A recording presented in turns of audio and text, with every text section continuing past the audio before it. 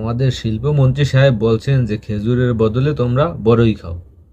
এখন অনেকে এই কথাটার তারা প্রতিবাদ করতেছে যে খেজুরের বদলে আমরা বড়ই কেন খাবো, খেজুর খাওয়া সুন্নত, বড়ই খাওয়া কি সুন্নত, বা বড়ই আমরা কেন খাবো, খেজুরই আমাদেরকে খাইতে হইবে। এখন দেখেন, রেসিপি কিন্তু এটা এমন না যে শিল্পমন্ত্রী প্রথমেই সে রেসিপি শুরু করছে।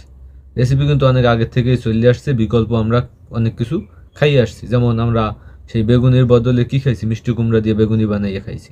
তারপর আপনার ডিম, ডিমের দাম বাইরে গেলে আমরা কি করি, ডিম সেদ্ধ করে তারপর ফ্রিজে রেখে দিই। তারপর কাঁচামরিচের দাম বা যখন বাইরে যায় 1,000 টাকা কেজি হয়ে যায়, তখন আমরা কি করি, কাঁচামরিচ ফ্রিজে রেখে দিই, যাতে দাম বাড়ার সময় আমরা ওগুলো আবার পানিতে ভিজাইলে ঠিক কাঁচামরিচের মতো হয়ে যায়। সেইভাবে আমরা বিকল্প পদ্ধতি অবলম্বন করি।